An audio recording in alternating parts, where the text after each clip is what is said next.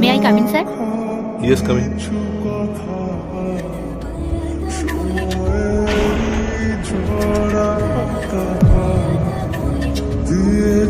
পূজা, পূজা,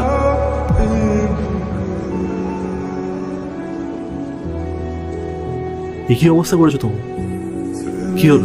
কিছু বলছো না কেন? বলো কি হয়েছে? কিছু না, আমি জানতাম না যে এটা তোমার অফিস।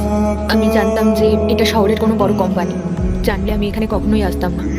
সরি ইন্দ্র, আমি আসছি। পূজা, তুমি এখানে ইন্টারভিউ দিতে এসছো? কিন্তু কেন? হঠাৎ করে তোমার জবের প্রয়োজন পড়লো কেন? প্রয়োজন?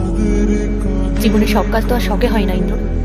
আজকে আমার প্রয়োজনটাই জীবনের থেকে বড় হয়ে দাঁড়িয়েছে। আমার স্বামী আজকে 1.5 বছর ধরে প্যারালাইজ। বিছানা থেকে ওঠার ওর ক্ষমতা নেই। কি বলছো তুমি? 1.5 বছর?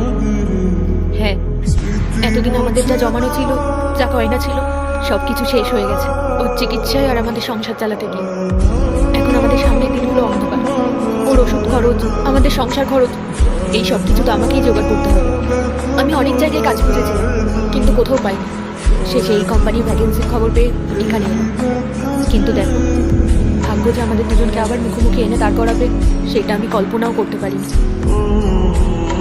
পূজা, তোমার জব করার কোনো প্রয়োজন নেই। তুমি এখন বাড়িতে যাও। মানে কি করবো আমি? না খেয়ে থাকবো? ইন্দ্র, তুমি আমার পরিস্থিতির কথা জানো না, তাই জন্য এত সহজে তুমি আমাকে বাড়ি চলে যেতে বলছো। তুমি আমাকে ভুল বুঝছো পূজা। আমি বলতে চাইছি তুমি তোমার অসুস্থ স্বামীর পাশে থাকো, কারণ এই পরিস্থিতিতে তোমার ওর পাশে থাকাটা সবথেকে বেশি প্রয়োজন। তুমি যদি এখন জব করতে বাইরে বেরো, তাহলে তার দেখাশোনা কে করবে? তার ওষুধপত্র কে কিনে দেবে? আমি তোমাকে বলছি, তোমার সংসারের খরচ, তোমার স্বামীর চিকিৎসা, তোমার যাবতীয় খরচ আমি সব দিয়ে দেবো। তুমি প্লিজ কোনো চিন্তা করো না। তোমার দয়ার আমার কোনো প্রয়োজন নেই ইন্দ্র। আমার নিজের পরিস্থিতি সামলানোর ক্ষমতা আমার নিজের আছে, আর আমি এখানে তোমার দয়া চাইতে আসিনি। আমি নিজের যোগ্যতায় কাজ করতে এসেছি। পূজা, এটাকে তুমি দয়া ভেবো না, এটা তুমি পুরনো বন্ধুত্বের অধিকার হিসেবে ভেবে নাও। তুমি এখানে বসো, আমি তোমাকে একটা ব্ল্যাঙ্ক সাইন করে দিচ্ছি। তোমার যা প্রয়োজন হয় তুমি সেটা নিও। কিন্তু তুমি কি বুঝতে পারছো না, যেই মানুষটার জন্য আমাদের তিল তিল করে করে ওটা সম্পর্কটা ভেঙে চুরমার হয়ে গেছিল, আর আজ তুমি সেই মানুষটাকে সাহায্য করতে চাইছো? তোমার কি একটু কষ্ট হচ্ছে না? একটু রাগ হচ্ছে না সেই মানুষটার ওপর? পূজা, তোমাদের বাড়ির লোক তোমাদের সম্পর্ক মানে জোর করে তোমার বিয়ে ওই মানুষটার সাথে দিয়েছে। তাতে এই মানুষটার ভুল কোথায়?